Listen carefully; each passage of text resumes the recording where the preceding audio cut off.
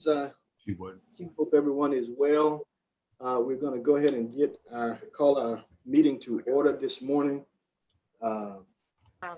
Bear with me as I read our comments for public comment.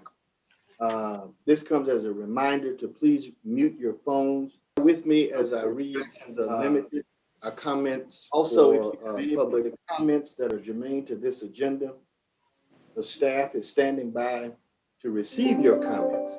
So please send us an email at public_comments@sus.edu, or you may call 225-771-4364.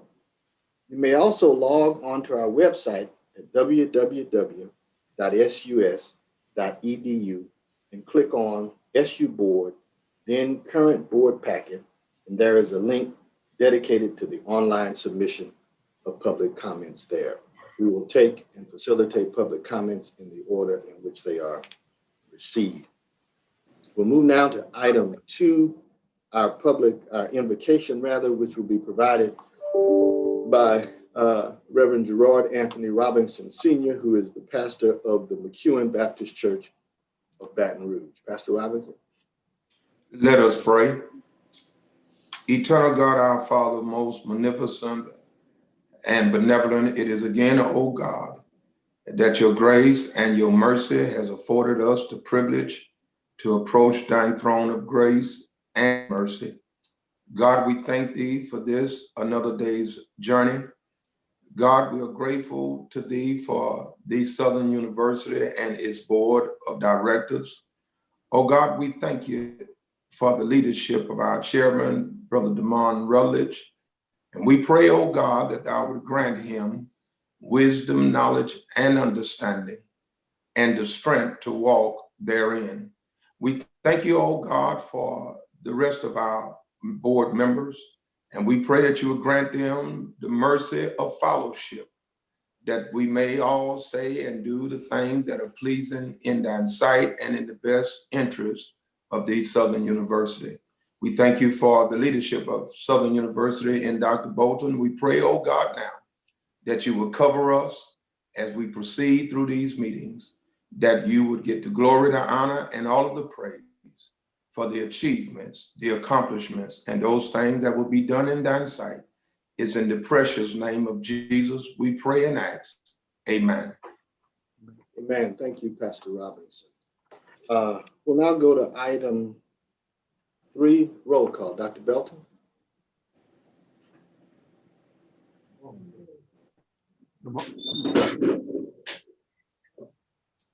Good morning.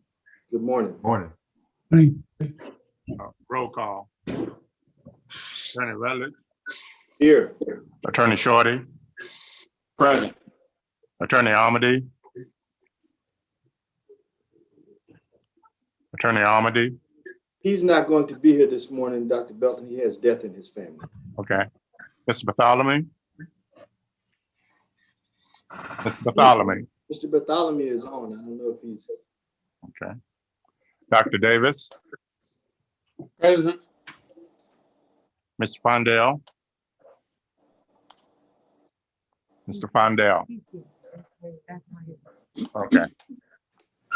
Mr. Garvey. Mr. Gilliam. Here. Mr. Hilliard. Here. Mr. Lawson. Present. Ms. Reed. Here. Mrs. Smith. Present. Dr. Tarver. Here. Reverend Tolbert. Here. Dr. Whitfield. Present. Ms. Williams. Present. You have a quorum, sir. Thank you, Mr. President. We will move now to the adoption of the agenda, and colleagues, at the request of Dr. Belton, I will entertain a motion to adopt the agenda minus items G, H, and I. Minus G, H, and I. And also under item O, number 4 on personnel actions, Item O, number 4, should be interim. O, number 4, should be interim. All right, with that said, I'll entertain a motion for the adoption of today's agenda. Is there a motion? I'll move it. All right, Ms. Reeves has moved and it's been seconded, I think, by Ms. Williams. Is there any objection? Hearing none, the agenda stands adopted, minus items G, H, and I, and item O will be inserted interim in that position. All right. Staff, are there any public comments as yet? Any public comments? Any public comments? Hearing none, we'll go now to our action items. And again, we will take the public comments in the order they are received. Entertain a motion for approval of the January 8th, 2021 minutes. Is there a motion?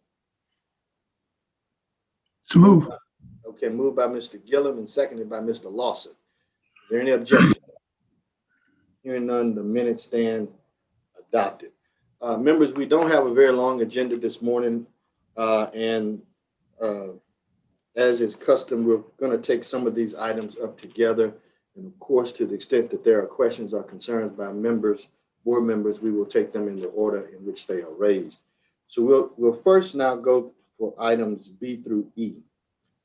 B, request approval of an intent to develop a 100% online Master of Arts in Teaching in Special Education at Southern University of New Orleans.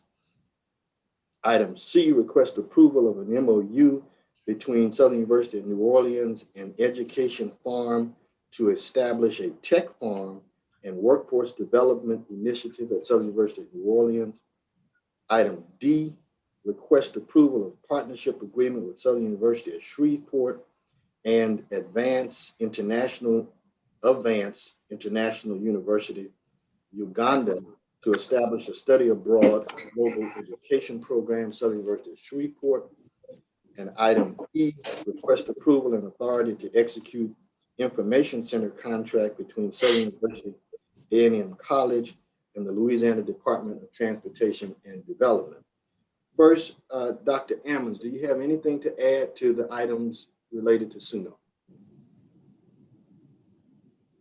Good morning, Mr. Chair, members of the board, and Dr. Belton and colleagues. I do not, these items are in line with both the system master plan as well as the university's master plan.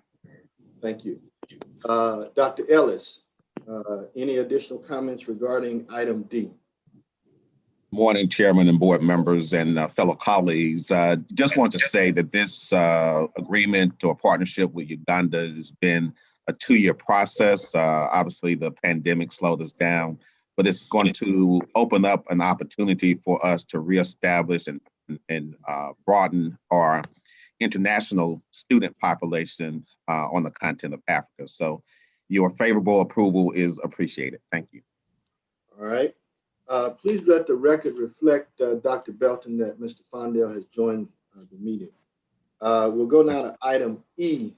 Any additional comments regarding item E, either Dr. Belton or Dr. Sahu? Mr. Chair, members of the board, we just ask your favorable consideration of a long-standing objective of ours to establish an information center on the Baton Rouge campus. I figured Dr. Tarver would be shouting hallelujah because this has been, what, 20 years in the making. Dr. Tarver initiated this project and again has advanced it to where it is right now. He certainly should be acknowledged for his work. You certainly do. Any questions or concerns, members? I just wanted to also commend Dr. Tarver. I recall that several years, I think it was shortly after I got on the board, that he tried to push this initiative. And Mr. President, you can see based on this one, it takes a little while to get all your things accomplished, but I congratulate Dr. Tarver and certainly all the leadership for seeing this come to fruition. Yes. Very good. Yes, sir, Mr. Gillum. I too would like to join Board Member Lawson and complimenting Dr. I Tarver. have a question, In Mr. this Chairman. long fight, we were fighting this, I think, when my first tour of duty on the board started in 2000. And this was initiated way back at that time. So again, commendations to Dr. Tarver and all those who have worked diligently to bring this to fruition. Thank you. I think I heard Mr. Shorty. Yes, Mr. Chairman. Okay. I did have a question for the president relative to this, and all due deference to those with way more institutional knowledge. Mr. Shorty, you're breaking up. You're breaking up. It seems like this is a contract for us to get approval. So, yeah, so the contract is between Southern University and the Department of Transportation and Development. Actually, the department in and of itself is managing this project, and we're by law, it is required that we enter into an agreement for them to proceed with the construction. To what degree, and if I'm still breaking up, I apologize. Can you hear me? Little bit better. Are we bound to use their contract? And I could kind of skip to what I noticed that I have an issue with. I don't know if it's the state's, what the state mandate is relative to minority inclusion, but the total amount for the contract was, I think, $3.6 million, and they set aside $600,000 for minority contractors.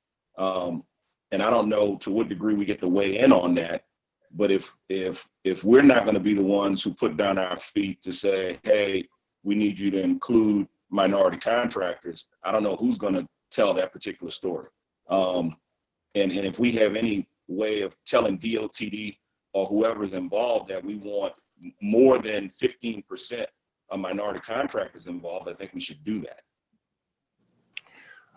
Well, I should clarify that this project is DOTD's project. And it is therein being managed by the state, which have those prescriptions as relates to minority engagement. Attorney Shorty, if you would permit me, I would like Mr. Guillory to maybe expound on this project and to address you directly with regard to minority contracting. Certainly. I think Eli Guillory is on the line. Yes. In the project was awarded to the lowest bona fide bidder, and bidders were required to have minority participation. I just need to verify if it was 10% or 15%. But in speaking with contractors at that particular time of the bidding process, they had reached out to a number of minority subcontractors, as well as minority general contractors to bid on the project. And all of that has been reviewed by the State Department of Transportation. Isn't the architect minority firm, Mr. Guillory? Yes, sir. Yes, sir. The architect selected? Okay. Yes. I just want to make sure that we push for as much inclusion as we can. And I know some may say, well, it's the state dollars, but it's taxpayer dollars. So it's still our money. And I want to make sure that we do whatever we can to make sure we may have to go over and above what the state mandates sometimes.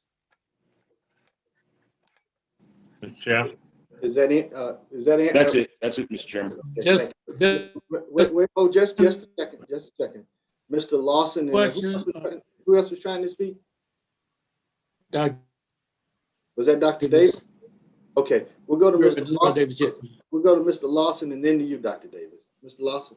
Thank you, Mr. Chairman. I agree with the vice chair. Oftentimes, the goal, and that's what it is nothing that prohibits the major contractor from going beyond the goal. But my concern is once these contracts are issued or granted, that there's no follow-up on them fulfilling their goal and sometime requirement. So I would like to see, particularly on contracts that we're involved in, that they're adhering to the goals that say that we should have participation. We have schools within our university that certainly produce major folk in these industries, and I'd like to see them get an opportunity to participate and for us to follow up on the share of their participation. So I concur with the vice chair. Thank you, Mr. Lawson. Dr. Davis? Yes, Mr. Guillory, you said you already have the architectural firm, and that firm is a minority firm, and I believe that firm out of New Orleans.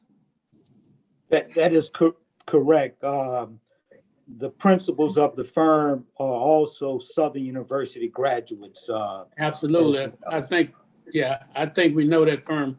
But in that architectural portion, isn't that somewhere close to 6 or 6.5%, or give me a correct figure on what the architect? All that said, the history of it is that those fees are predicated on a logarithmic calculation.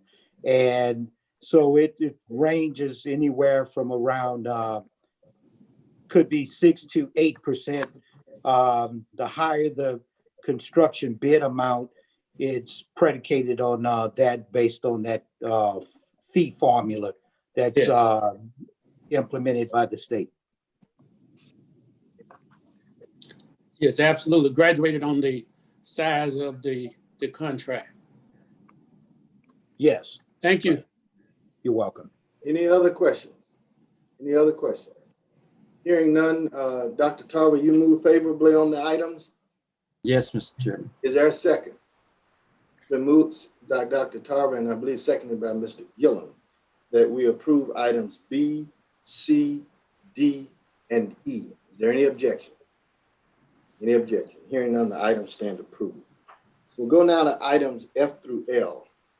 Item F, request approval of a cooperative endeavor agreement between the Acadiana Planning Commission, Inc. and the Southern University Law Center to promote economic development opportunities and resiliency for small businesses.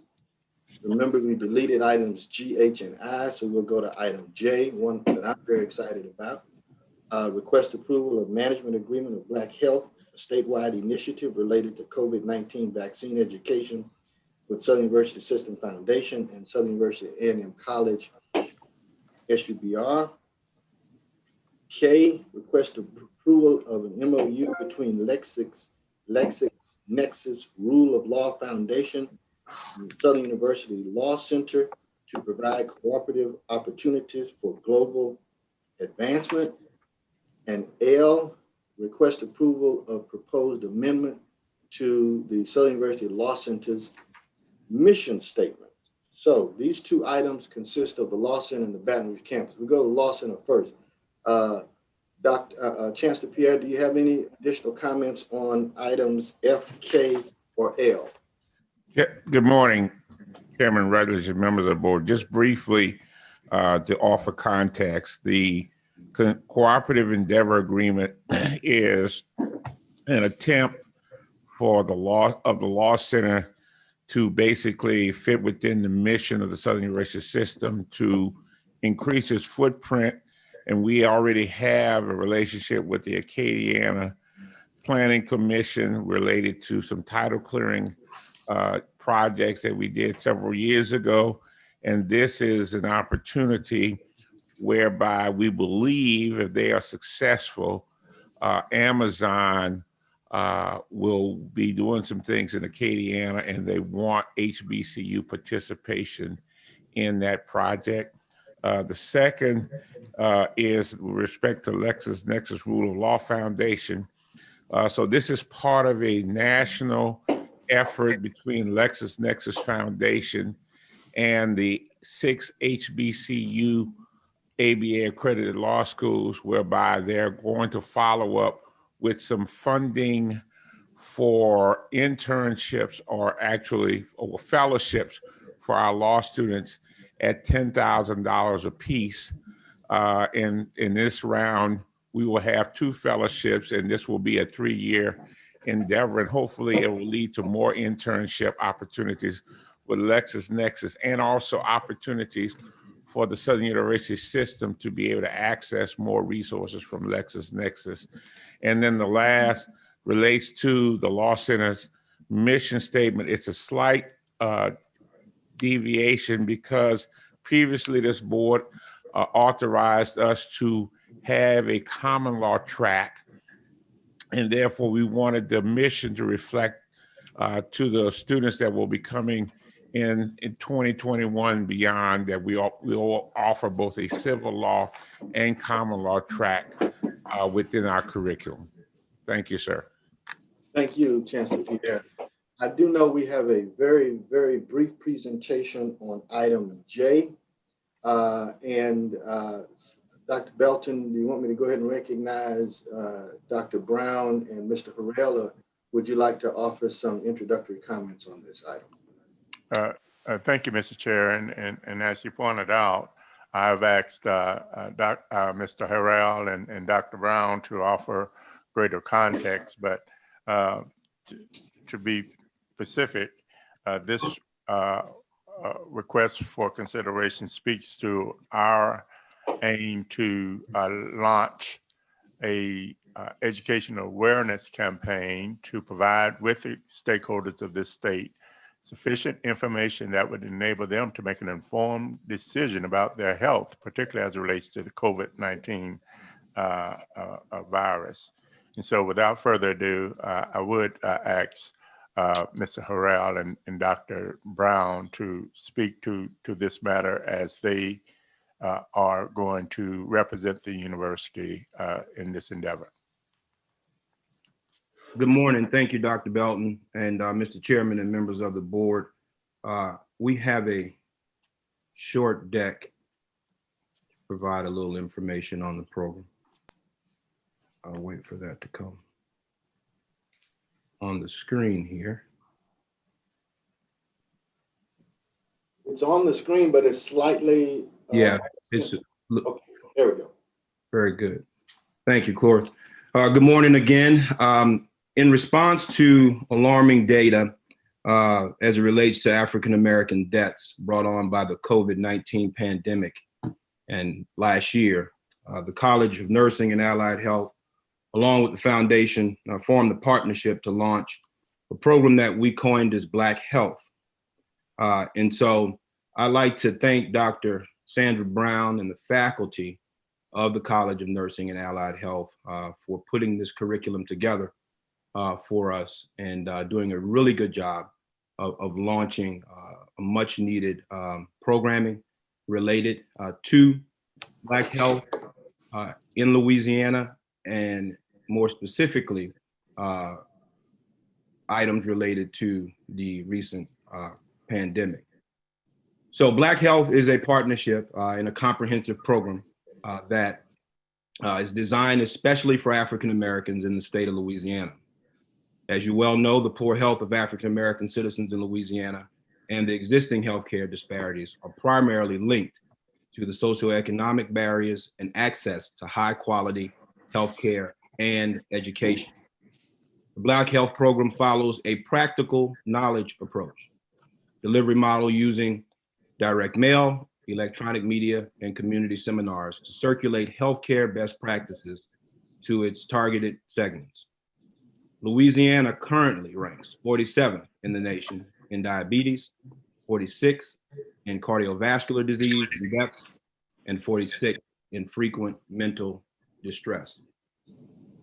In the fall of 2020, Black Health launched its first series to address the top 4 underlying causes of death.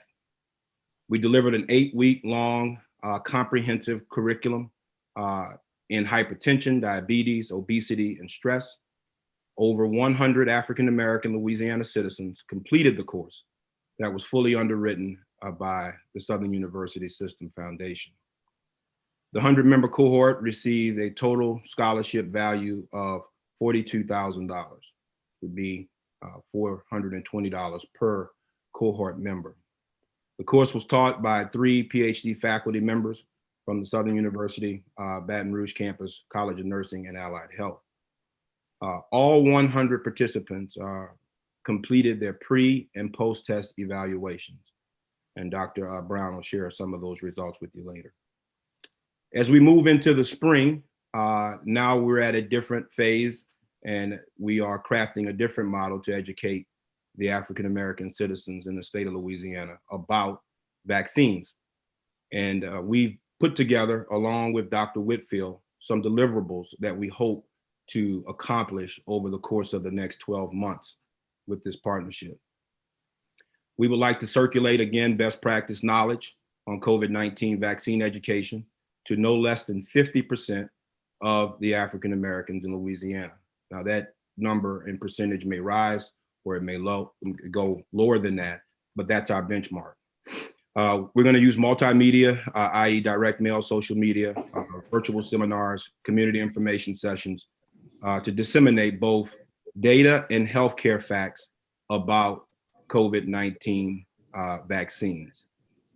And direct the minimum, sizable resources to the constituent base. So we are raising dollars and identifying resources to make sure that this program is robust and impactful. And lastly, we want to increase the percentage of African Americans in Louisiana who are vaccinated by February, the end of February 2022. I'm going to ask Dr. Brown to give you some high-level details on the curriculum and programming associated with the vaccine education program for the next 12 months. Dr. Brown. All right, thank you, Mr. Harrell. Good morning, Mr. Chairman, members of the board, President Belton, and colleagues.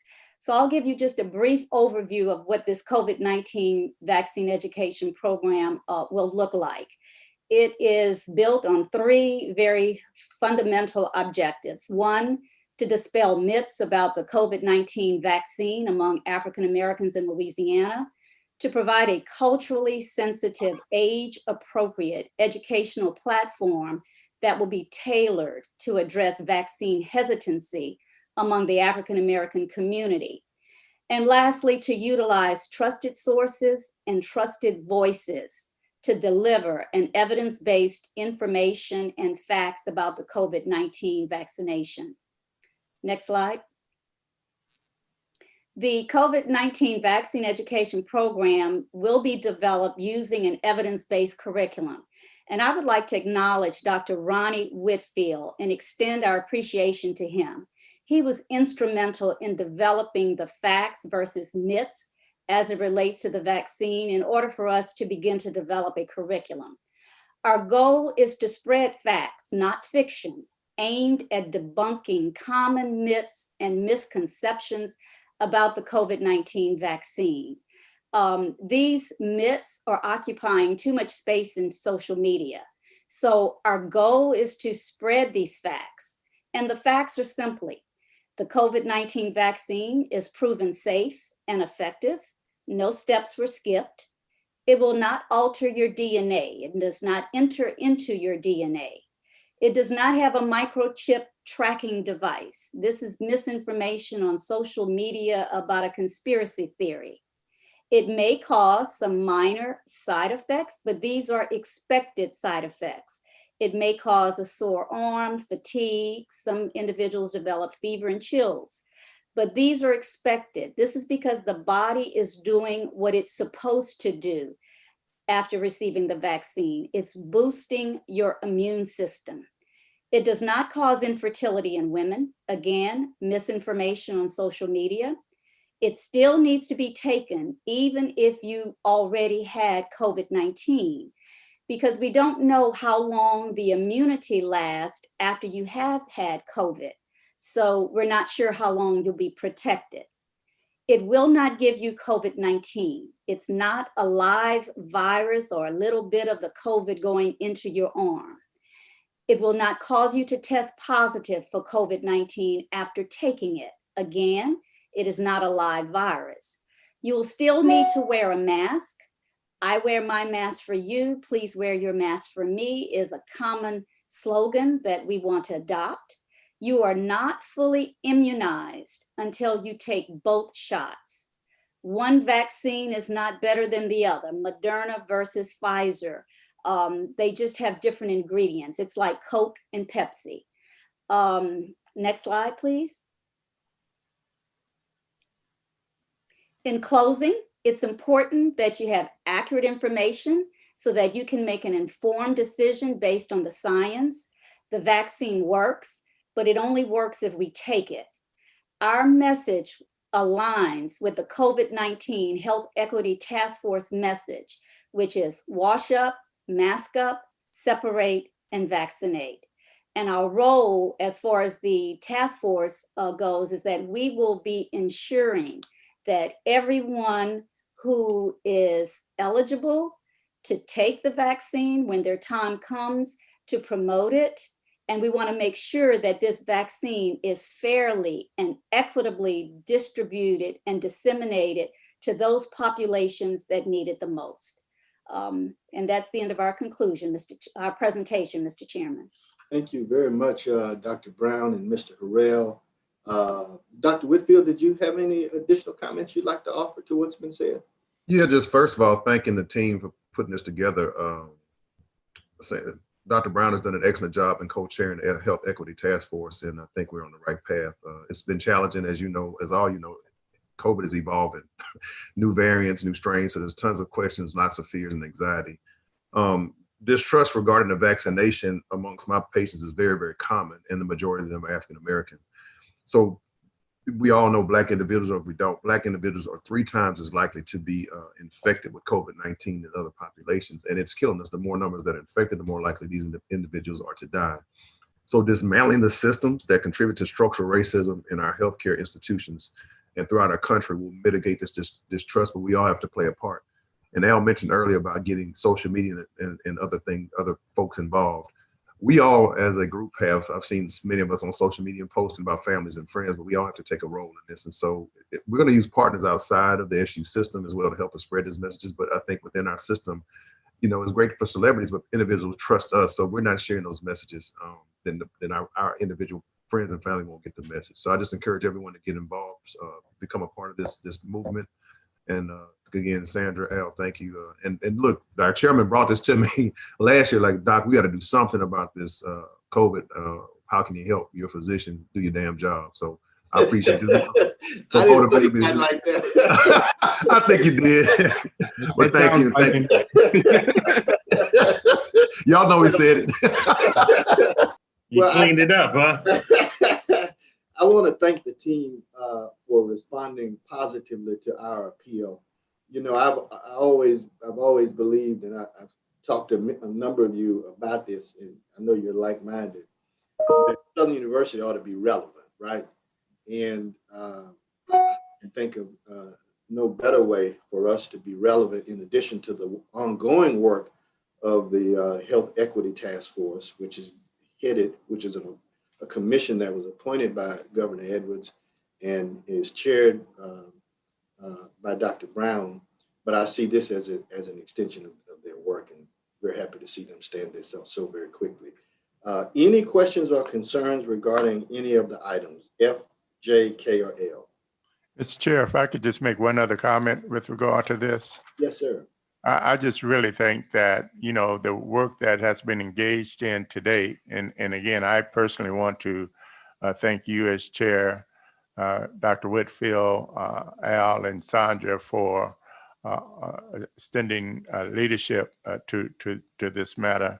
But it really speaks to the fact that we're better together.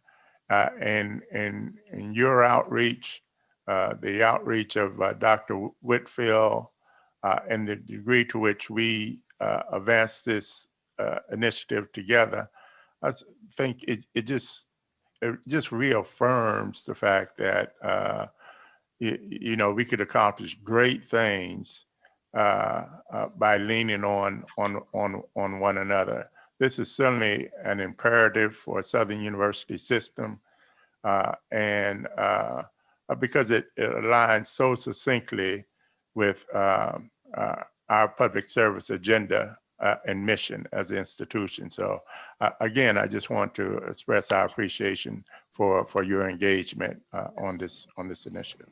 Very good. It's been moved by Dr. One comment. Yes, sir, Dr. Davis. If I may, I just want to commend the group for the work that you're doing and the work you will do.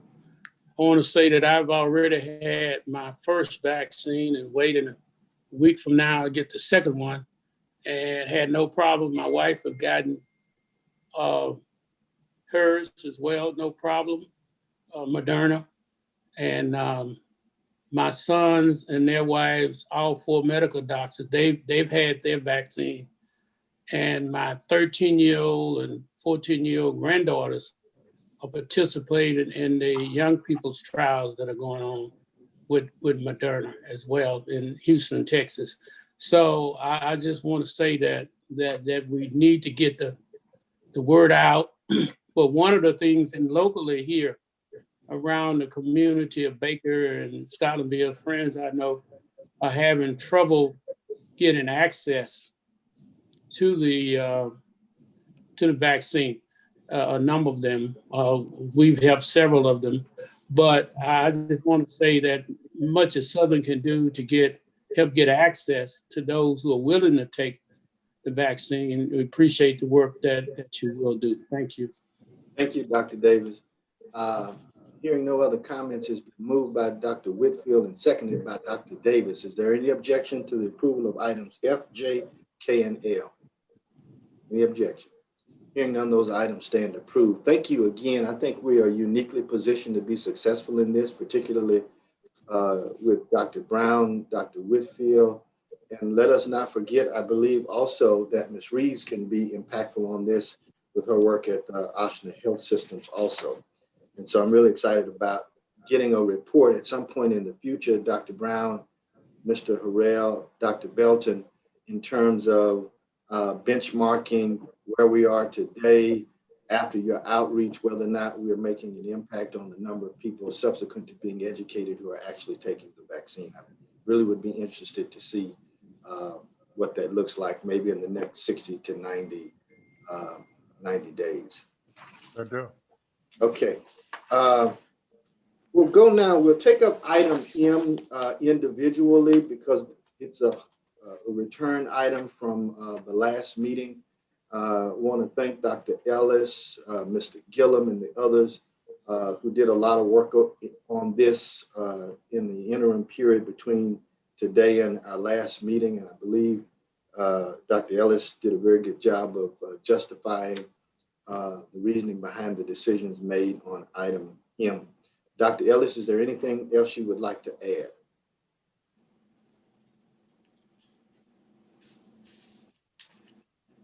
Dr. Ellis. I'm here. Just took me a second to get off mute. Again, I just want to thank the board members for Mr. Gillum, Mr. Hilliard, Mr. Lawson for working with me on getting the information that was needed. And I believe hopefully everything that was provided satisfied their questions. So thank you for your indulgence. Yes, sir. Thank you. Members, any questions or concerns? Yes. Mr. Chairman, Yes. I would again like to commend Chancellor Ellis for the cooperative spirit that he approached this in making sure that we got representation to make sure that our fine people here on the Susler campus, there was an equity dispersion of salaries here. He went back, he looked at it, we talked about it, and if I'm in order, Mr. Chairman, I would like to move for approval of item number, what is it, J? I believe we changed it. Item M. Item M. Thank you, Mr. Gillum. Is there a second? Second. Okay, moved by Mr. Gillum and seconded by Dr. Davis.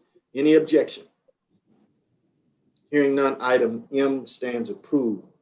We'll also entertain motion to approve items N and O. I'll move. Ms. Reeves moves. Is there a second? Second. Second by Mr. Mr. Chair. Bartholomew. Any questions or concerns regarding items N or O? Mr. Chair, Yes, sir, Mr. Lawson. I'd like the record to reflect that I'm going to recuse on this motion. Yes, sir. I was going to ask the secretary to make note of that. All right. N and O, it's been moved. It's been properly seconded. Is there any objection? Hearing none, the items stand approved, and please make certain that the record reflects Mr. Lawson's abstention. Okay, moving right along. We'll go now to P, our resolutions from Dr. Williams. Thank you so much, Mr. Chair. Good morning, members of the board, colleagues. Our January 2021 resolutions are as follows. Our condolences to the Dr. Mary Alice Gray Darby family. Dr. Darby has dedicated more than 40 years of service to Southern University at Baton Rouge. As the former director of the School of Accounting, Dr. Darby was instrumental in expanding the number of accountants and accounting professionals in the state. She passed away on January 18th, 2021. Our condolences also to the Mr. Jerry Maurice Foltz family. Mr. Jerry Foltz graduated from Southern University Baton Rouge in 1974, where he earned his Bachelor of Science in Marketing. He was a member of the Southern University Alumni Federation, True Blue, and Jaguar Park. He was an avid seasoned football supporter and frequent tailgater. He passed away on January 30th, 2021. Our condolences also to the Mr. Donald DeLandro family. Mr. DeLandro graduated from Southern University Baton Rouge in 1956, where he earned a Bachelor of Science degree in Business Administration. He was the first African-American to attain the rank of Adjunct General in the United States Army, and his likeness and name is inscribed in the National Museum of African-American History and Culture on the National Mall in Washington, D.C. He passed away on January 29th, 2021. Condolences are also extended to Mr. Lee Andrew Haynes family. Mr. Haynes was a graduate of Southern University in 1959, where he earned a Bachelor of Science degree in physical education. He was recruited by A.W. Mumford, and he played football from 1955 to 1959. He was inducted into the Southern University Hall of Fame and was an avid football supporter. He passed away on February 6th, 2020. Condolences also to the Dr. Jaswant Rai Jindia family. Dr. Jindia was a retired faculty member in the Department of Economics at Southern University of Baton Rouge. He passed away on January 12th, 2021. Condolences also to the attorney Ed Larvadane family. Attorney Larvadane was an Alexandria attorney who graduated from Southern University Law Center. He was an inductee in the Southern University Law Center Alumni Hall of Fame. He passed away on January 8th, 2021. Condolences also to the family of Mr. Clarence Stewart. Mr. Clarence Stewart was the father of Miss Mary Evans, who is the procurement manager in the purchasing office on the Baton Rouge campus. He passed away on December 20th, 2020. Condolences also to the Miss Joyce Marie Huntsberry Turnley family. Ms. Turnley received her bachelor's and master's degree in elementary education from Southern University Baton Rouge and passed away on January 20th, 2021. And finally, condolences to Angelo Carcioni, a current SULC student who passed away on February 8th from COVID-19 complications. We extend our deepest sympathies to all of the families. Mr. Chairman and members of the board, this concludes our January 2021 resolutions. Thank you, Dr. Williams. Were there any other names that you'd like to add to the list, members? Yes, Mr. Chairman. Dr. Tom? Yes. I wanted to add the name of Mr. Lonnie Hewlett of Hewlett Washington architectural firm. They were the contractual firm architects for the project we just approved. Mr. Hewlett passed away last week. Very untimely. A Southern University graduate, very outstanding architect, and someone we'll greatly miss. Thank you. Thank you. Any other names? Hearing none, Dr. Tarver moves approval of the resolutions. Is there a second? I'll second Ann Smith. By Mrs. Smith, any objection? Hearing none, the resolution stand approved. We'll go now to item 9, our informational items. Item 9A, technology update. Dr. Belton. Thank you, Mr. Chair, members of the board. Over the course of the last couple of board meetings, there have been a number of inquiries, and we felt it prudent to just kind of offer you some updates as relates to informational items. A, technology update. B, online learning update. C, medical marijuana. And D, progress toward the College of Education. And so I'm going to ask the Associate Vice President of Information Technology, Dr. Gabriel Fabrero, to start the presentation, followed by Assistant Vice President Tracy Barley, who brings leadership over online services. Chancellor Orlando McNeese will speak to the medical marijuana update, and Dr. Vajanis Peoples will offer a progress report with regard to the College of Education. With your permission then, Mr. Chair, I would invite Dr. Fabrero to provide his brief presentation. Yes, sir. Okay. Okay, good morning, everyone. Good morning, Mr. Chairman, Chairman Rutledge, honorary members of the Southern University Board of Supervisors, Mr. President, and everyone. Bring greetings and good morning to you all. Let me just ask, can everyone see my screen, the presentation? Yes, I think we can see it. Okay. I will be brief, but I'm delighted to present you all with a brief overview of our technology for Southern University system and our response to COVID-19 and things that we are doing to ensure, that Southern University and its campuses can continue to operate efficiently during these pandemic times and well beyond. When we find ourselves operating in pandemic times back in February, March of last year, there were 4 things that came to mind. The first thing is, how do we ensure adequate access to resources that are located on our campuses? That's number 1. Number 2 is that even if we have access and provide access to campus resources, do our faculty, staff, and students actually have access to technology, PCs, laptops, smart devices that are needed to actually connect to the campus? And item number 3 is to look at our infrastructure. Is our infrastructure equipped well enough to be able to handle the onslaught of remote access to campus technology?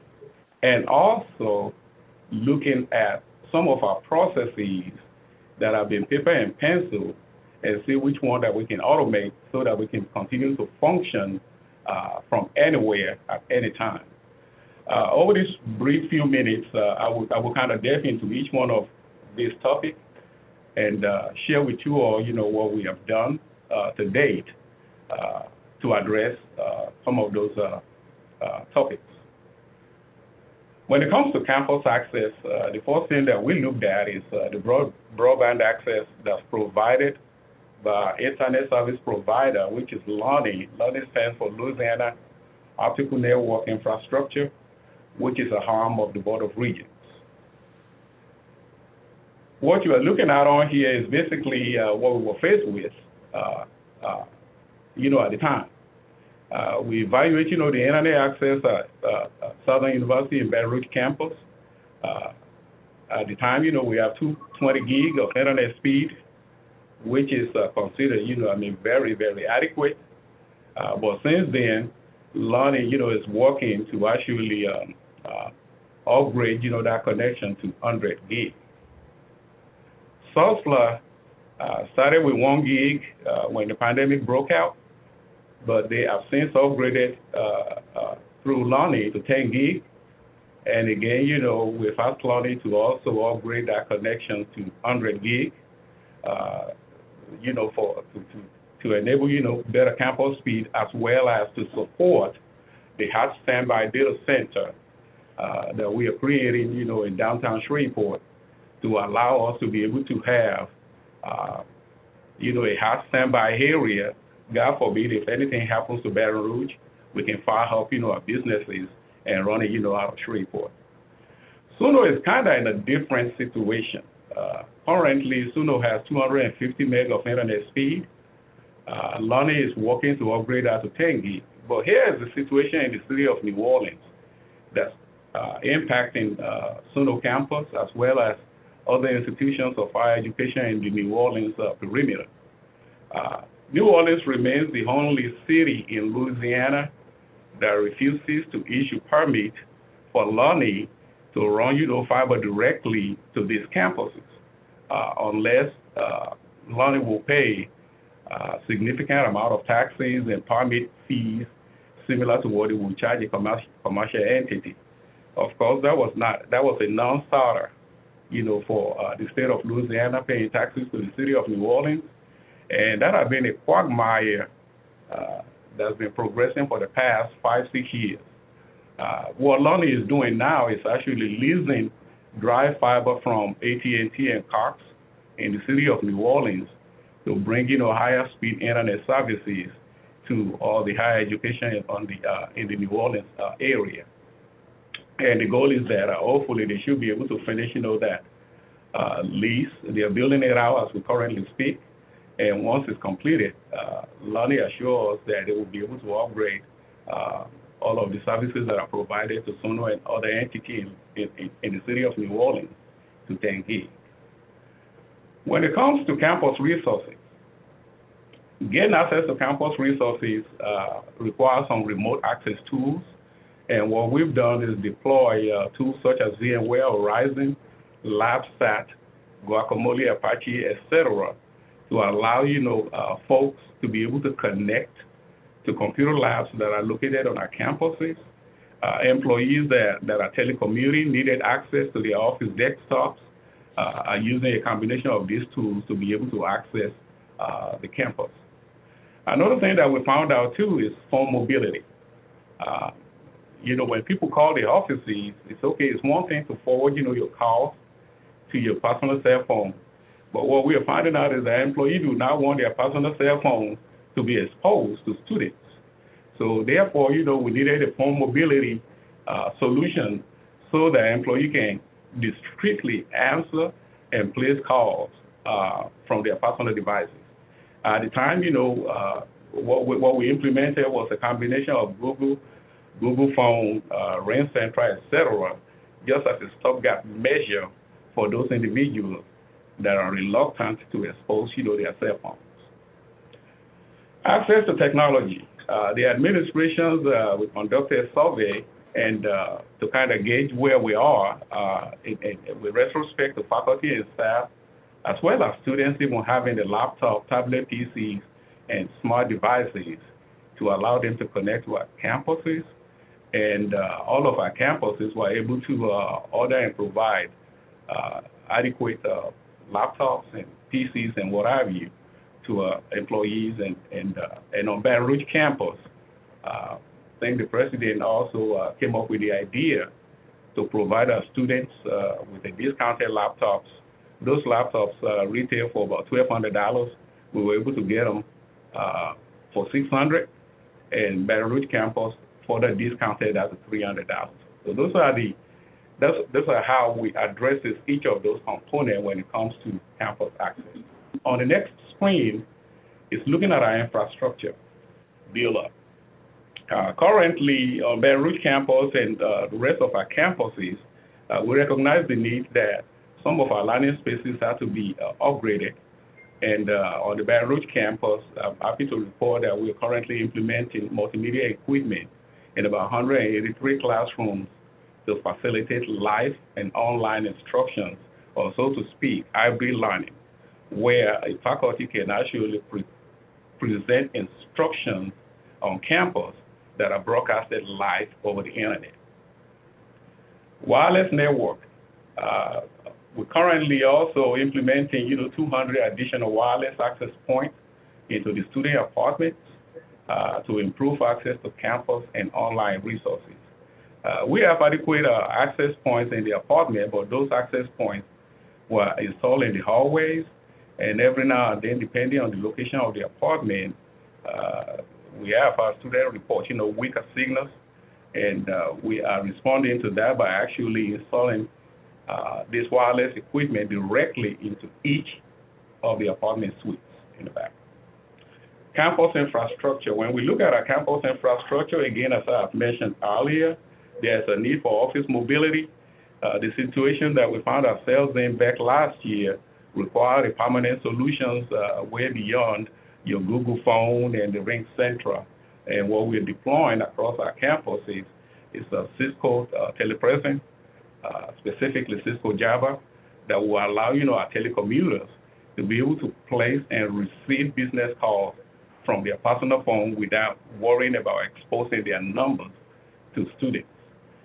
Also, we look at our data centers and have since upgraded as needed our data center servers and storage to increase access to our enterprise applications. The two widely used applications that we have are Banner and Moodle, but we do have some others as well. And we believe that we have sufficient power, sufficient hardware power to be able to support, our constituents. And lastly is process automation. What we found ourselves with is that we still have some processes, basically where we just believe, in what I call, the blue ink on a white sheet of paper, where everybody needs to sign things to get it moving. What we found ourselves with in these pandemic times is that some of our processes needed to be automated. And some of the things that we're doing is implementing, the Banner 9 self-service applications that will even further enhances the student online registration and enrollment processes. And we're also targeting and working on automating certain processes such as electronic procurement and purchase requisitions, and even so, processing payroll, but simply just allowing folks to submit, leave as opposed to filling out, timesheets every month. There are others, but these are just three of the highlights of what we're doing. Oh, it's too goddamn long. To improve, our processes. Also, DegreeWorks, again, is another tool that we are bringing online that will allow our academic, units to be able to set up, degree plan for students electronically and be able to advise them, online. And lastly, we've deployed a customer relationship management tool called Slate. It's made by Technologians. And what the CRM will do is allow, our recruiters to be able to remain in constant contact, with prospective students. It will improve, our admission processes and overall our enrollment processes as a whole. In conclusion, we always look for the good things and bad. What this COVID-19 experience has taught us, again, is that it allows us with the stimulus dollars that we've received to be able to bring into focus and implement things that we were challenged by because of lack of funding. So with the stimulus dollars, we'll be able to deliver, all these services and try to improve, our processes at the same time. Another thing too, that comes out of this is that we no longer have to convince people that some of our processes need to move away from working paperwork from one office to another. One of the challenges that we have in the past when we try to automate is that people in general just really want to keep things, the same way they've been. But now, that everybody is having to work, from remote locations. I think, a lot of people have truly embraced process automation such that we can process, some of these things that we normally work from one building to another electronically. And therein concludes my presentations. I'll be happy to take any questions that you all may have. Thank you for giving us the opportunity to provide highlights to SUS technology. Okay, members, before we go to the online learning update, do we have any questions of this presenter? Yes, one, Mr. Chair. Yes. Dr. Fabiera, just for point Yes, of sir. clarification, and I may have been blinking as you gave your report. Did I hear you say that the New Orleans area is the only area of the state that does not have this fiber optic network that you refer to as Lonnie? Or Yes. is that, you mean the whole area? I mean, well, the question more specifically I'm asking, do the other institutions, they're also with, say, Dillard, or who else is there? Xavier? Yeah, Nobody has that fiber optic network? no, sir. As I've mentioned, New Orleans continues to remain the only city in Louisiana and even part of Mississippi that Lonnie supports, Jackson and other places. And it's basically, I'm on the Lonnie Management Committee, and we talk about this all the time. For some reason, the state of Louisiana have not been able to break through to the city hall in New Orleans to allow Lonnie to actually lay out their fibers. They lay out fibers in Shreveport, in Lake Charles, everywhere, with the exception of New Orleans, which is insisting that Lonnie be treated like a commercial entity. And of course, from what we're being told, those charges and annual fees are just so astronomical that it doesn't really make sense. And then the state of Louisiana also is refusing to pay city taxes to the state of Louisiana. So if anybody listening and have political connectivity, perhaps maybe somewhere down the road may be able to break through, to New Orleans so that they can allow Lonnie to bury these fibers. So all of those institutions are impacted. Some of them, that have money have been buying very expensive connection to the internet. But what Lonnie is doing now is trying to lease. If we can't lay our home fiber or bury our own fiber throughout the city, we will subscribe and just lease dry fiber from the likes of AT&T, Comcast, Cox, to build a network ring around New Orleans so that they can bring better services to But Dr. Fabiera, Yes, sir. it was instructive to me because, as we know up here, I think that fiber optic network actually runs parallel to I-20 up here in North Louisiana. Yes, sir. That covers Grambling, covers Tech, University of Louisiana, Monroe. Okay, I just found that interesting. Okay, Yes, sir. Yeah, it is. They brought it to New Orleans. It's over there at the LSU, close to the French Quarter. But the city of New Orleans will not let them extend that or build a ring to service all the campuses, in the New Orleans area. So what they're resorting to now is try to lease, dry fiber. Okay. I didn't mean to extend that, Mr. Chairman. I just wanted clarification. No problem, Mr. Gillum. Any other questions? Any other questions? Okay, we'll go now to item B, the online learning update. Good morning, Mr. Chairman, Mr. President, members of the board. Thank you for the opportunity to update you today, and I just have a very, very short presentation. We've heard that before. I promise. We're reminding everyone. I promise. Take your time.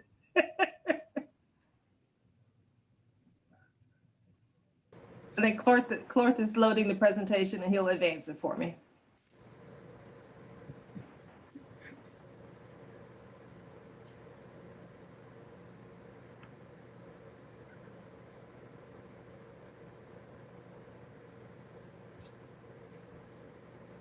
Now, this presentation is where we are in terms of the progress for online learning system-wide. And since our last meeting, I've really had an awesome opportunity to work with people from the various campuses and create a strategy that builds upon the Imagine 20,000 strategy to see how we can collectively reach our goal.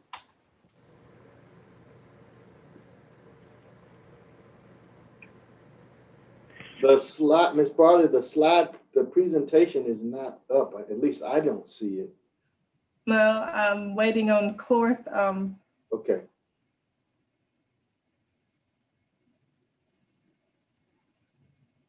Okay, it seems like it's coming. Okay, here we go. All right, so I want to talk about this in two parts. For our enrollment growth strategies, what we've done is to sort of create an overall enrollment management plan that focuses on 3 areas. We're looking at our internal strategies, what we can do internally, externally, what we need to do, and then how we can recruit special populations. And I'm just going to talk through this while he's looking for it. So there was a bit of discussion at the last meeting about how we need to look externally.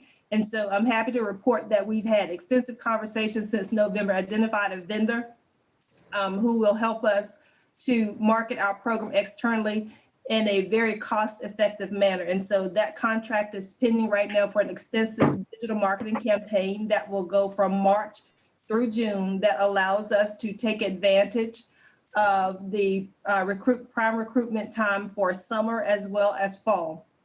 The marketing campaign includes an overall system, Southern University system, online education awareness campaign, as well as including individual program highlights from the different campuses programs. And so it will use search engine optimization, also using YouTube and various social media platforms. So it's an extensive campaign, and I appreciate the commitment to the individual campuses to assist with the funding in this effort.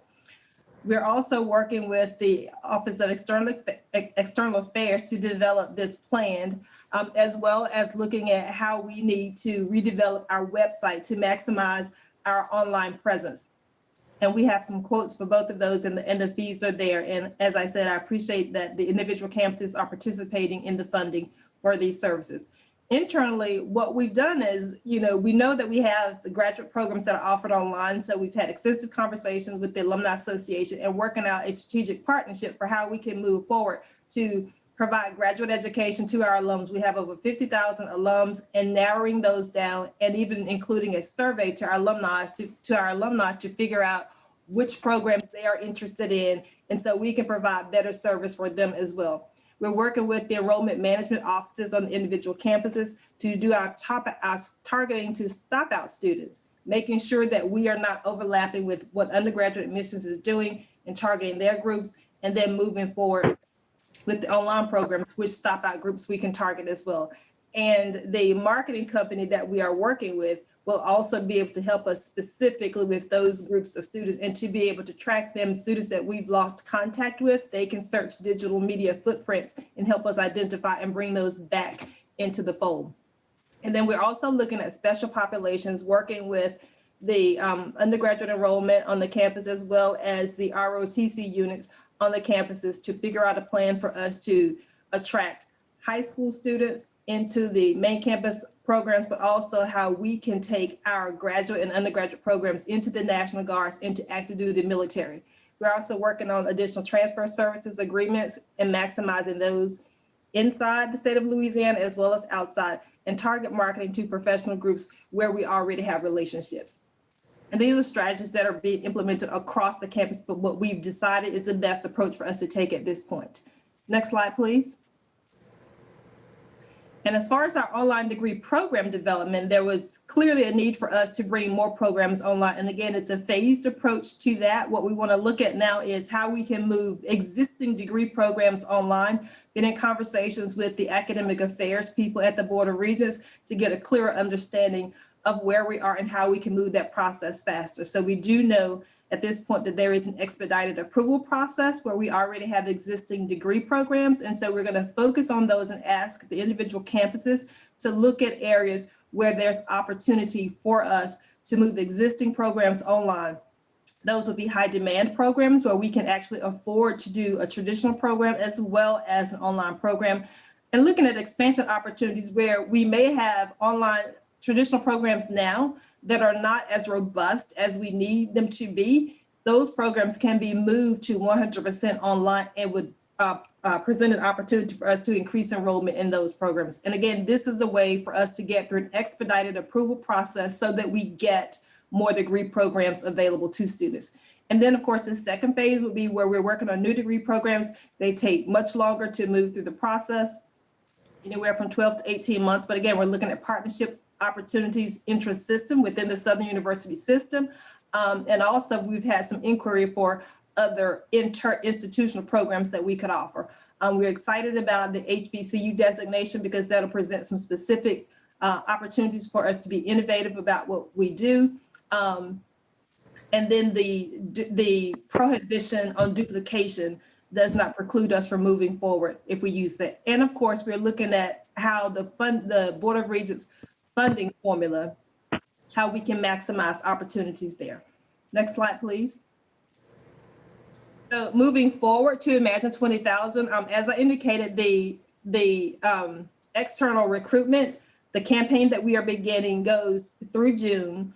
And we thought it appropriate to look at just through that point so that we can see what the return on the investment looks like. And if we are happy with the services provided with this particular company.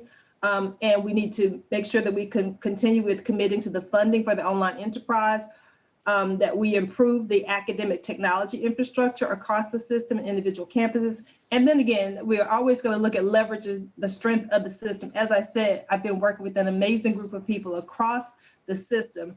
And it's a good opportunity for us to be participatory. We can collaborate opportunities, continue to communicate, be innovative. And what we know has been lacking is that we haven't really been using the data that's available to us. Looking at that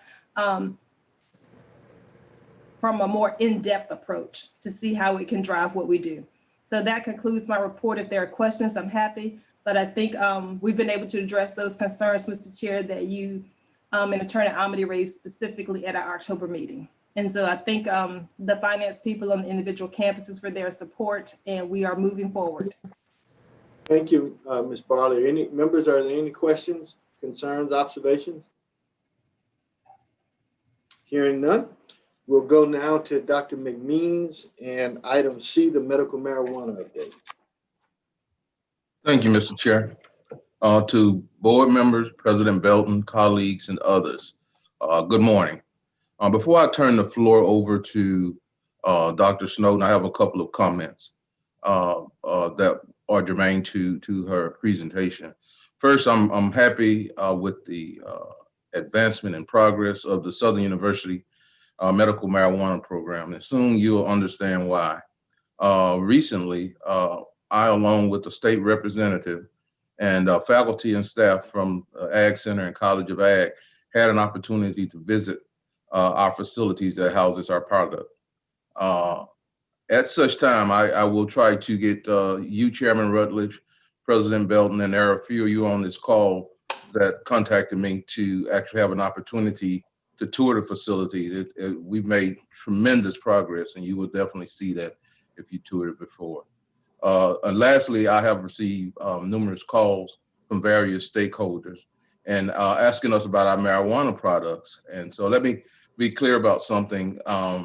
Marijuana is still federally listed as a classified Schedule I drug, and therefore any affiliation with marketing of that by an institution that receives federal funds will draw upon you penalties and jeopardize our federal funding. So those of you who I directed to ALERA or other avenues, the reason why is that I definitely don't want to jeopardize Department of Ed or USDA funding for our university. So we walk a fine line. However, they're trying to soften those regulations, both on the federal level and on the state level. So we'll have a little bit more latitude in the marketing of the product so that we can sell, of course, more of the Southern University product. So I hope you can be patient with me and the program while we try to walk this fine line. But for now, we will direct you to our partner, Lara's website. So now I will turn it over to Dr. Janice Snowden for the presentation. Thank you, Dr. McMeans. Good morning, Mr. Chairman and members of the board. As I provide the report this morning, I would like to address a few vital components of our service agreement with Ilera Holistic Healthcare, and these will include products that are available, economic development and workforce, our sales, and also the facilities. As Dr. McMeans has said, we have made tremendous progress since introducing our first THC product back in July of 2020. And is the presentation on the screen yet? Do you guys see it? Because I don't see it. No, it's not up yet. Okay. So when they load it out, I'll begin the presentation.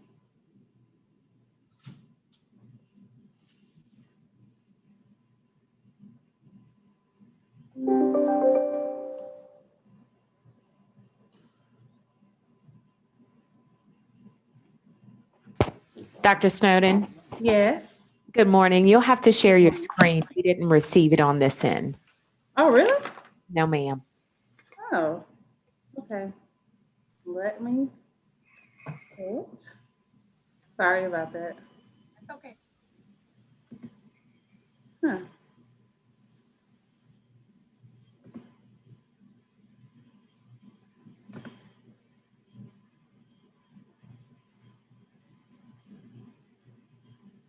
Okay, it's downloading.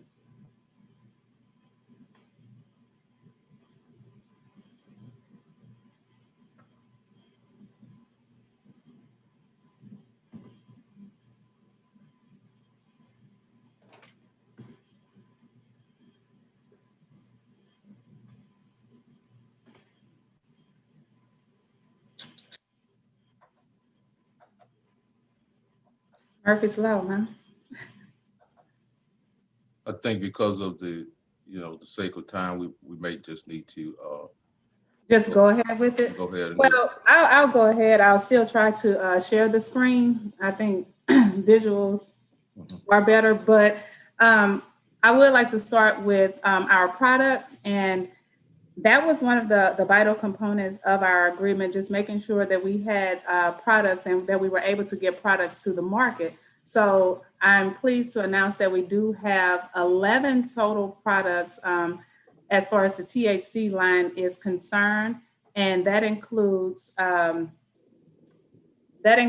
9 of our tinctures and 2 of our topicals. And hold on, because it's allowing me to do so now. So let me just share the screen.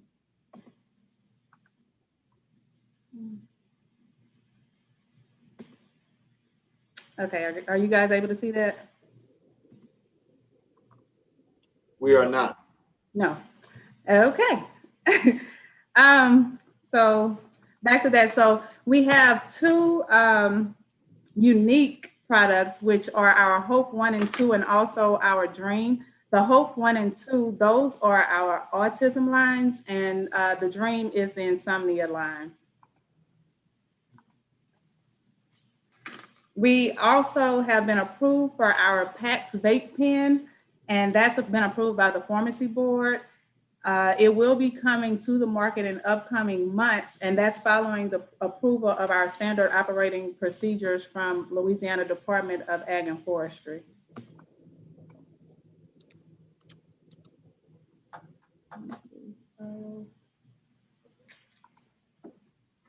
Yeah.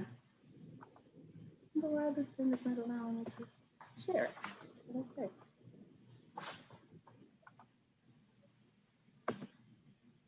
Okay. Are you able to see it now? It's okay. Good. Great. Yeah. Thanks. So here is the slide with the products that we do have right now. And as I did mention, we do have a vape pen that's coming available. Now, when this vape pen comes available, we are looking for a significant increase in patient sign up to the market. So we're very pleased about this product. But like I said, we are awaiting the SOPs for that product. As it relates to economic development and workforce, as you guys recall, one of the things we wanted to make sure was that we were pulling from the Southern University community and also from the North Baton Rouge community as we fill these positions. So we currently have, well, Alera currently has 24 field positions at the facility, and they are currently looking for a grow director, a laboratory technician, and facilities maintenance technician. These positions can be found on Indeed.com. So I do, recommend people going out and seeing about those positions. They compensate, very well. So those are positions. Now with the facilities maintenance technician, we're looking for someone with HVAC experience, because that's much needed, being that we do have 6 air conditioner units that need to be monitored. This slide is titled Revenue Summary, but it should be Sales Summary. And if you look at it, the left is the amount of products that we sold, and that's represented by the bars in this chart. And the lines are to the right, that's representing the revenue that we did receive. If you look at it, the dark green is the budgeted revenue. So that's what we allotted for. The light green is what we achieved for that month, and that's in relation to products that were sold. So you'll see that from August to January, we were targeting 50,000 products, but some months we reached it. We did exceptionally well in October and November, but other months, the market wasn't demanding those type of products. And as I mentioned before, as this vape pen comes on the market, that's going to increase the sales of that. And that's our anticipation. But also one of the things that we have to take into account of is the fact that there needs to be some legislative changes to what we have right now to increase this, because one of the things that we're having are the issues that we are facing is, people wanting to be on the program, but not able to because of job security and things of that nature. So legislatively, they are working to target and combat that. Now, if you look at the blue line, that's where we would be if we hit our target, but the yellow is the actual hit. And if you would look up into January, we're a little below the 300,000 mark. And as the contract states, we receive a guaranteed amount of $1 million per year from Alera Holistic Healthcare. But after we reach that million mark, we will receive an additional 5% of those sales. Moving on to facilities, you'll see. One question. Oh, yes, sir. Sorry. And and I want to make sure that I understand this. In terms of the revenue generated by Alera, are we over and above the 1 million where we're sharing in? So they've not sharing. No, sir. Okay. Right. No, sir. And Mr. McClendon would be happy. So I have requested the financials so that we can do our own analysis and comparison from Alera. So we will be receiving those very soon. And we have submitted the invoice for the million. So we will receive that shortly. And what year? I believe we said the board approved a 3 or a 4 year? 5. 5 year. And what year? Yes. 2? So we began that in 2018. So 23 we'll be looking, 24 we'll be looking to extend that because we gave them 5 years with 3 consecutive years if they were performing well. Okay, thank you. Well, 3 consecutive terms of 5 years. Thank you. Yes, sir. Moving on to facilities, as Dr. McMean said, we have come a long way. So if you look at the top photos, you'll see the before photos of where we started from, taking these buildings, gutting them out, and just having a shell, to the after at the bottom, which you'll see the entryway and the cultivation room that we're operating in as of right now. This is building A as well. This is our dry harvest room and the processing room. And it took a lot to get these up and running because there are a lot of protocols and regulations that you do have to go through to to get these like sanctioned and up and running, a lot of inspections and things. So we're still going through those. They come out weekly, do inspections and sample products. So it's a lot of work that does go into having this facility. Building B is the facility that we're like moving into. That's the one, it's much larger than the facility that we're actually operating out. And if you look at the top photo, you'll see where we started from. So, you know, basically, like I said, it's just a shell. You know, we started from nothing, and the bottom photos show the exterior of the southeast section, which I mentioned the 6 air conditioning units. So that's where that sits, where the parking lot is now. If you've had an opportunity to visit the facility or the site before, you'll know that that was not there. So those have been additions that have been made to it. And to the right, that's our shipping and receiving area. And also the interior before on building B, as mentioned before, is just a shell. And this shows our flower room in the middle and the veg room. So with this flower room, we actually have 3 of those of that type and 2 of the veg room. So we have about 6 large rooms that have a capacity to fit 3 tier shelves and 4 different units. So right now we were able to put 75 plants in each of the rooms according to regulations, but as we move forward, they're going to allow us to put more in those spaces. So we'll be able to reach capacity. And as I mentioned before, our vape pen is coming on board. So with that vape pen, we will need to have more of the space. I don't know what just happened there. But I don't know what just happened. But that does conclude my report. And I'll take any questions if you have them at this time. Mr. Chairman. Whitfield has a. Okay. Good morning, Dr. Snowden. Good morning. Real quick, I just want to know, is a tour possible for the board members? Yes, sir. And I would definitely love for you guys to come over. So what I'll do is send out a schedule where we can actually go, because we're still practicing social distancing. Right. It was planned before COVID hit to have everyone to come over. We had scheduled a date to come over, but COVID of course hit. But yes, as soon as you would like to go, I will send out that schedule and we can arrange that. And Chairman Rutledge wanted to know if they were providing free samples. No samples. No, you have to visit Capital Wellness. Well, Dr. Whitfield, you can write a recommendation for me. Okay? I'll do that.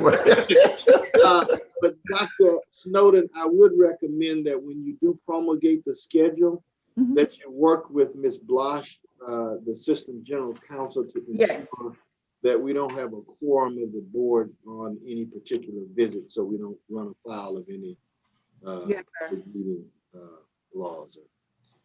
Any other question for Dr. Snowden members? Okay, hearing none. I have one, Dr. Snowden. In terms of being able to engage a physician to write the recommendation, can your own primary care physician write that, or are there only certain physicians in the state who are writing those recommendations? How does that work? So as of August of 2020, any physician in the state has the ability to provide that recommendation for any patient. So you can go to your physician and get that. Okay. Has there been any resistance to that? Have you ever observed whether any physicians are resisting the advent of writing recommendations? Yes, Dr. Stone, can I speak to that real quick? Yes, you can. Yes. Dr. Belton, what we're finding is a lot of the physicians don't understand the medicine behind cannabis. And so it's hard for them to make recommendations, just send their patients to the dispensary to say, here, go get this. And they're not really sure what they're getting. There's a couple of docs in the city that really know this discipline very well, but very few of us are trained in it. And I think that's another opportunity for Southern universities too. And Dr. Snow and I had talked about this way before COVID about doing training and education on our campus. It may have to be done virtually now, but I think we have the resources now, and Lara should be involved in this since they're the main ones, educating our physicians and opening up some type of forum. So that's the resistance that we're meeting. Not that we don't want to do it, but that we don't. I actually have trained and have my therapeutic medical marijuana license before they passed that the legislation down that all doctors could do it. But I think still there's a comfort level with this, and if you don't know how to do it or what you're doing, you're not going to just send your patient out to get cannabis if you're not comfortable. So I think Southern has a golden opportunity to be the university that starts training the community on cannabis and how it's used and what it's for. Just like dispelling the myths about vaccinations, we can be doing the same thing about cannabis. Right. Okay. Thank you. Thank you. Any other questions for Dr. Snowden? I have. Yes, ma'am.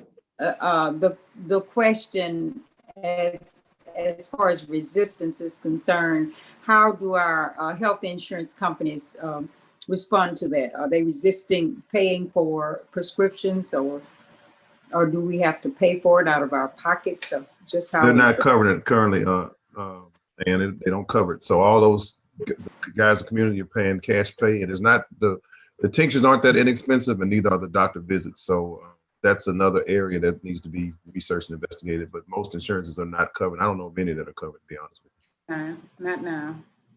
Thank you. Thank you. Any other questions? Any other questions? Hearing none, thank you, Dr. Snowden. Thank you all. And we look forward to getting the schedule so we can go and visit the facility. Yes, sir. I'll get with the general counsel. Thank you. We'll go now to item D, SUBR College of Education update. Dr. Peoples. Good morning, everyone. Good morning. Good morning.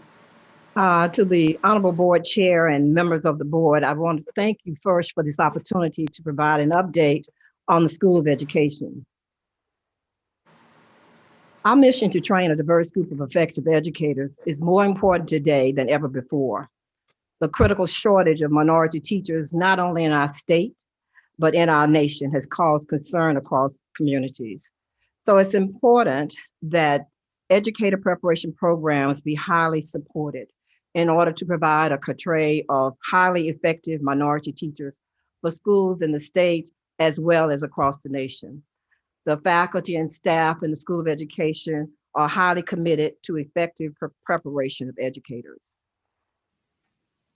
As we look at admissions and requirements in our college, the School of Education has high standards for admission and completion of educator preparation programs that is required by the state of Louisiana in order for teachers to become certified.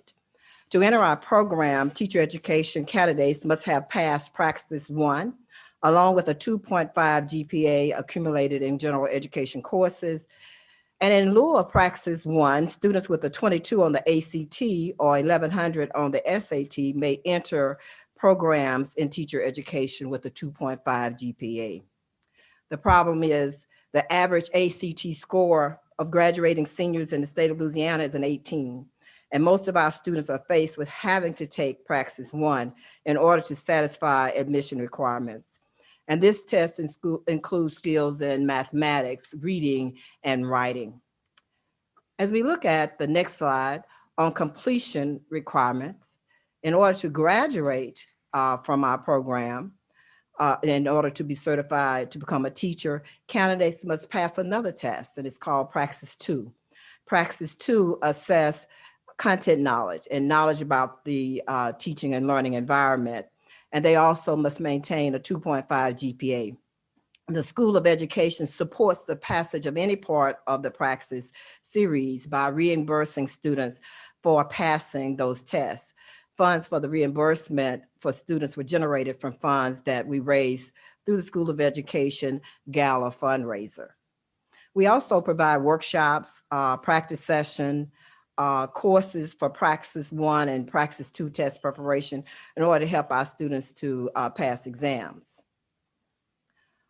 For accreditation and evaluations, Over the last 3 years, the School of Education has been evaluated by the National Council on Teacher Quality, as well as other national and state organizations that research, evaluates, and provide information for guidance to teacher education program. The School of Education was recognized as being only among 33 out of 1,184 traditional programs to receive an A in clinical practice.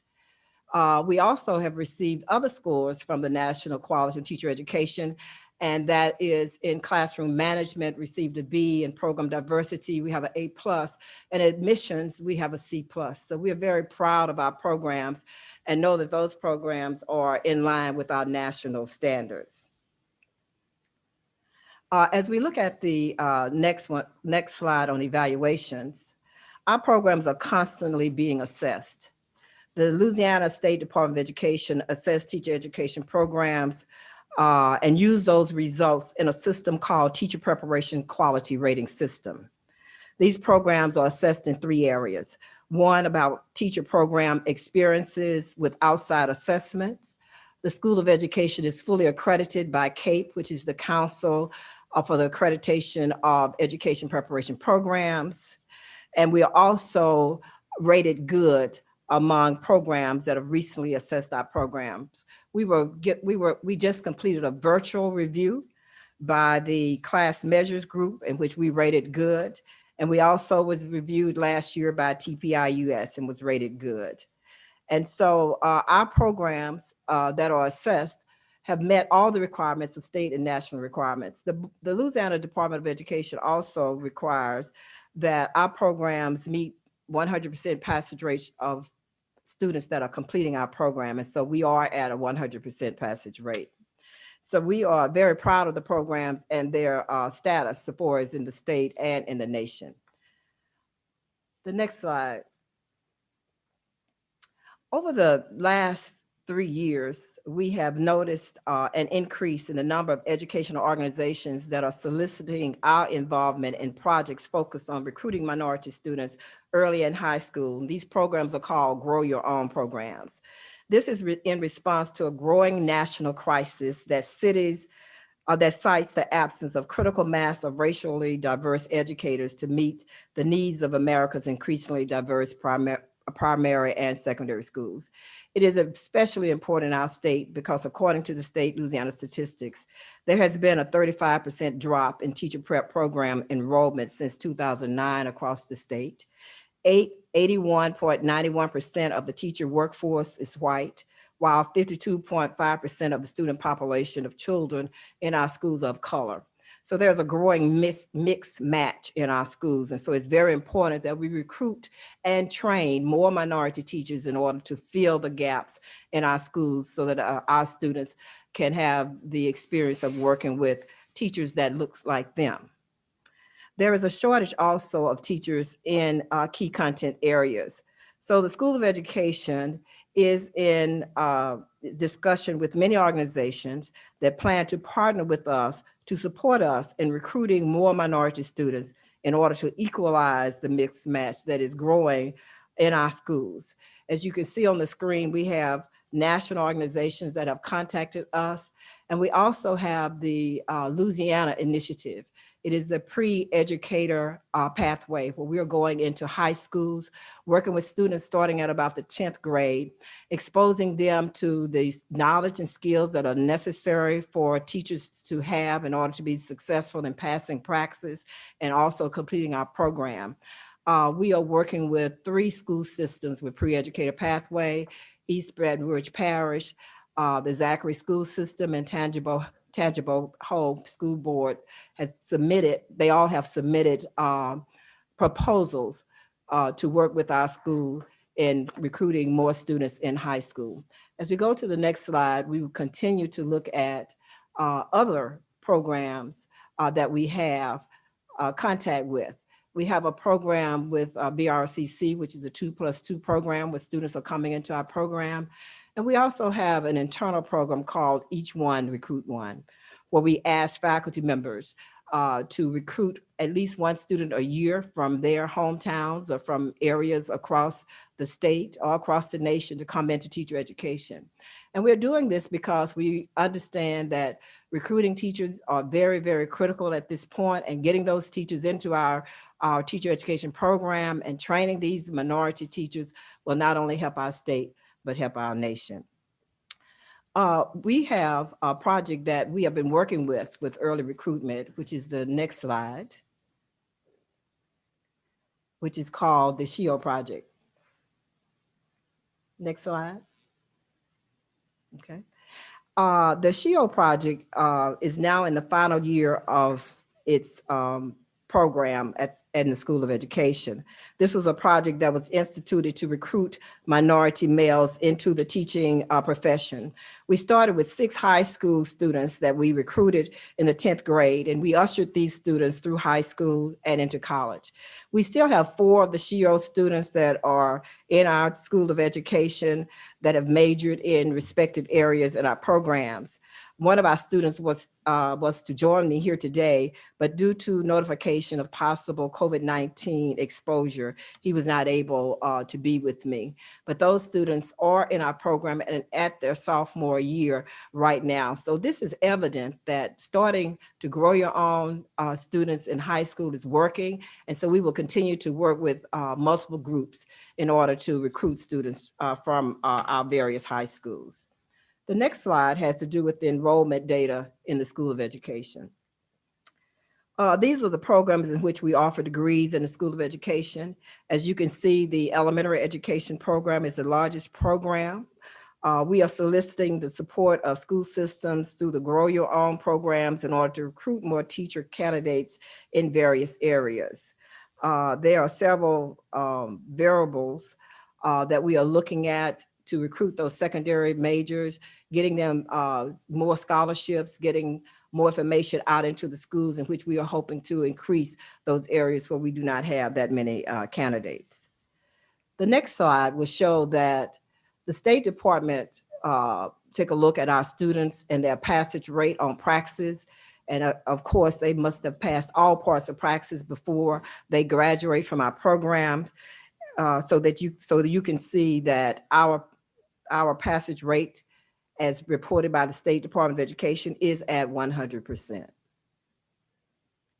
The next slide will show another initiative that we are working with our students to get them more experience in the field. It is called a year-long residency.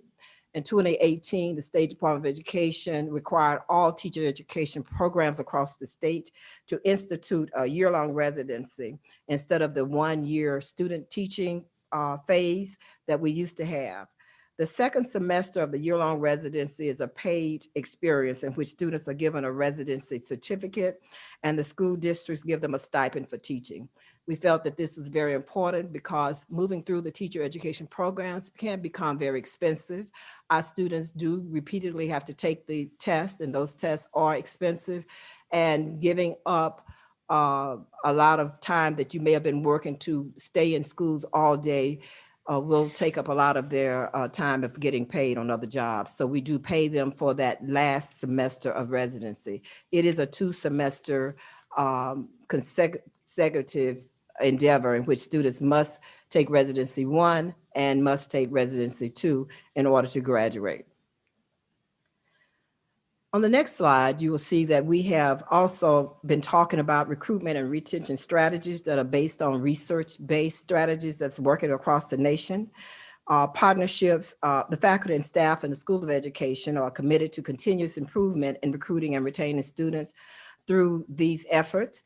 One of the efforts is that we know is working is partnering early with schools. So partnerships between schools and universities at our university is very important, and it can provide incentives that are helpful in attracting teacher candidates. We know that recruiting teachers early in high school works. Our students are not only involved, high school students are not only involved in just the programs that we have, but the state has educator rising programs that we are recruiting teachers in 10th and 11th grade, students in 10th and 11th grade to get involved in, so to pique their interest in teacher education. We have pre-educator pathways that are going to be instituted in schools to pique their interest in moving into teacher education. We have grants that focus on recruitment that will work with with students in high school to pique their interest in teacher education. We have other efforts because we know it's important to recruit a number of diverse candidates to enter our teacher education programs.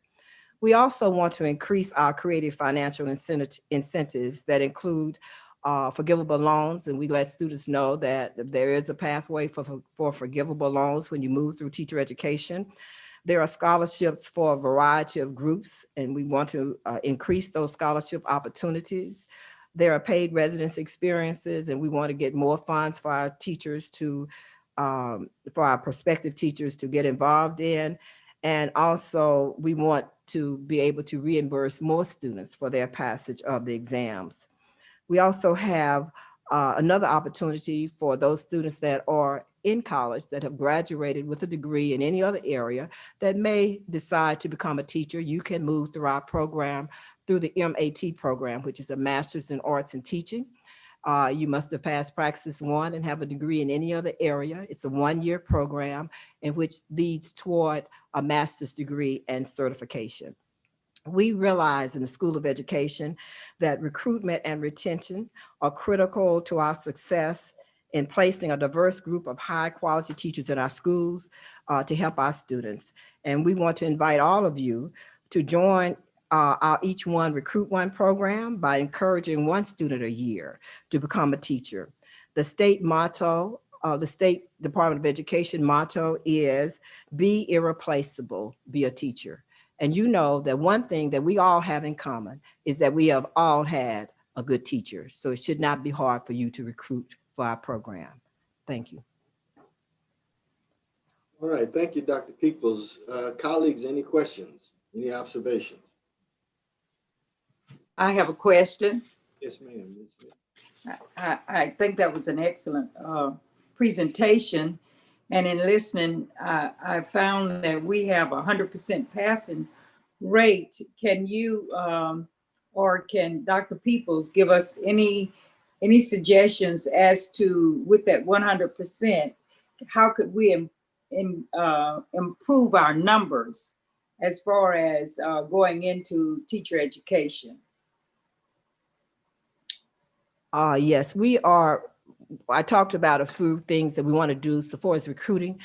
But one of the things that's really most important is to help our students early in high school to understand the requirements for entering teacher education.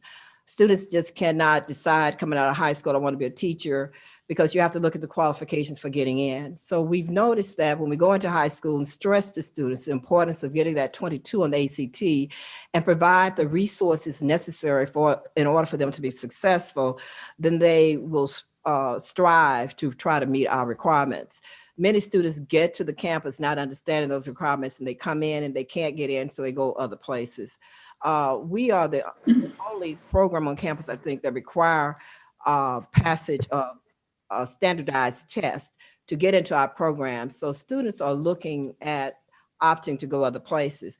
But we do need more scholarships because we are in competition with programs with big money, and we get the 22s in, sometimes they go follow the money, you know, and so we may not be able, or many cases we were not able to offer scholarships to keep those students in our programs.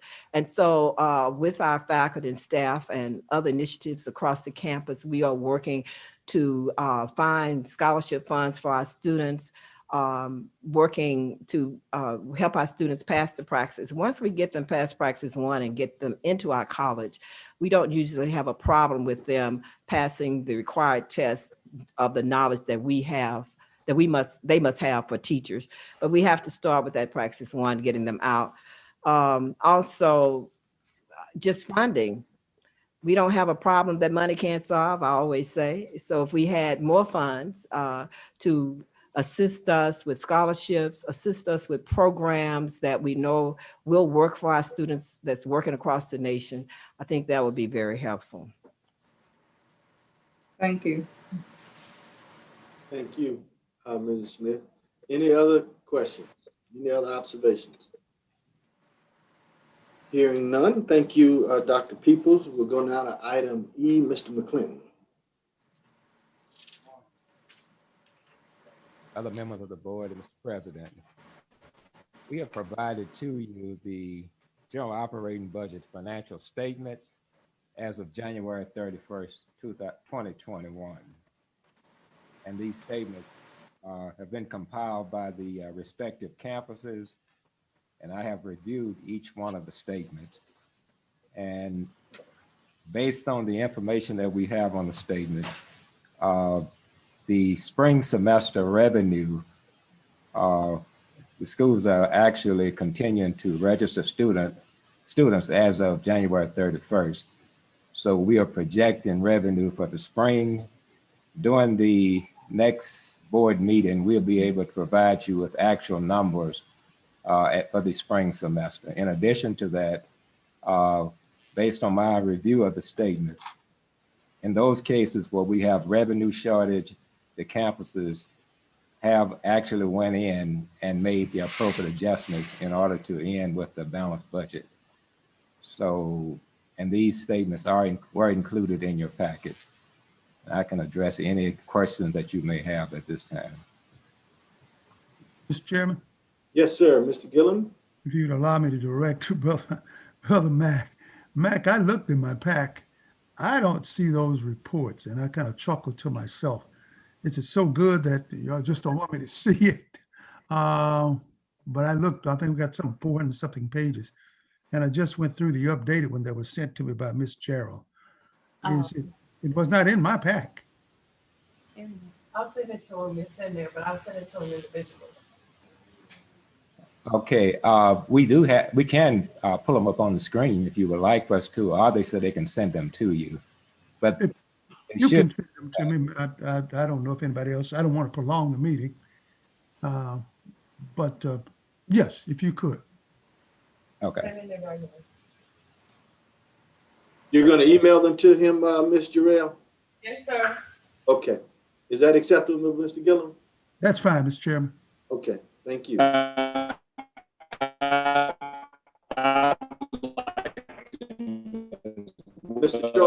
Mr. Shorter, we cannot hear you. We're getting a signal that your bandwidth is low. I didn't get them either. I'd like them as well. I think I heard him say he'd like them as well. Okay, all right. We'll email them to you. Your connection is still not strong, Mr. Shorter. Okay, we got your note in the chat. Any other questions of Mr. McClinton? Okay, we'll go now to item F, facility planning project update. Mr. Guillory. Good morning, Mr. Chairman and honorable board members.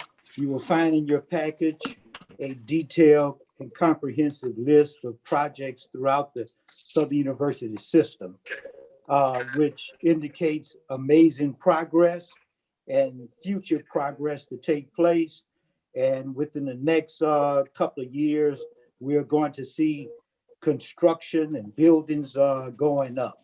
But at this particular time, I would like to elaborate on one project that has really been a major concern on the Baton Rouge campus that has made tremendous amount of progress and to completion. And that is the roadway over the ravine on the west side of the campus going to the dormitory area. And that project is approximately 90% completed for the west side. And the east side is going to take about 3 months for that completing. But we ran into, the contractor has run into some utility line issues that we are working out with DOTD and FPNC. But overall, having that movement to the dormitory area, and you could see pictures in your package that was presented. Also, on the New Orleans campus, the natural science first and second floor interior build out has really been has come to completion for the math and science and computer labs in that facility. A few little punch list items to have addressed, but overall, that project has come to an end. And then the campus lighting, we've addressed the concerns for the Park campus, and that's approximately 95% completed. And on the Lake campus, we've, as I've indicated previously, we've received additional dollars for some other improvements on the Lake campus, and that's in the process. So we're looking at the overall project being about 85% completed. And then on the Shreveport campus, we've the contractors has started the mechanical system upgrade, approximately $500,000 for improvements with the Shreveport campus. And we will be looking forward to additional improvements for all of the campus. At this particular time, that would complete my report. But if there are any questions, I'm here to answer. Okay, thank you, Mr. Guillory. Any colleagues, any questions of Mr. Guillory? Any questions of Mr. Guillory? Okay, hearing none, colleagues, I would beg your indulgence and for unanimous consent to include in item P, the resolutions, a resolution of commendation to one of our graduates. This was provided to me by Mr. Lawson, a Crystal Broomfield, who's a native of Amite, Louisiana, who has been recently named by President Biden as the Chief Acquisition Officer and Associate Administrator for Government-Wide Policy at GSA, Governmental Services Administration in Washington. And needless to say, she is a Southernite. So Dr. Williams, if there is no objection, will you include a resolution of commendation for Ms. Broomfield in item P? Yes, sir. Okay. Also in other business, would like to announce the Ray Smith Memorial Fund. Many of you will recall, I believe, either in our November, I think it was our November or October meeting of last year, they came and made a very generous contribution and presentation to the School of Nursing, where they presented a medical mannequin. Well, they have donated another one to the nursing school, which totals in excess of a donation, I believe, of about $28,000. We're certainly indebted to Mrs. Ann Smith, who has been instrumental in soliciting support from the Ray Smith Memorial Fund family members who manages it and with whom she has a relationship. And so we are certainly grateful to Mrs. Smith for her efforts, and we extend congratulations to Dr. Brown and the School of Nursing. Mrs. Smith, would you like a word? None, sir. Thank you. Yes, ma'am. Only other housekeeping matters. One, the committee assignments are forthcoming. Two, we are scheduled to have an in-person board meeting on March the 12th in Baton Rouge. I have heard from a number of you who remain very uncomfortable meeting in person. We're going to be guided by appropriate CDC guidelines. I'm leaning very heavily on Dr. Whitfield.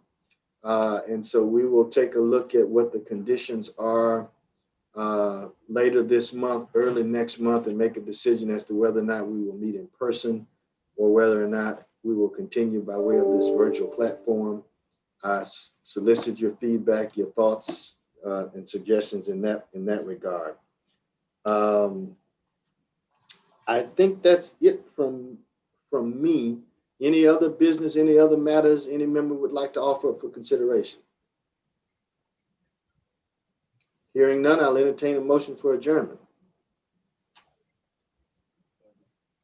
I'll move. This is Christy. Okay, we stand adjourned. Thank you all and be safe. Thank you, Mr. Chair.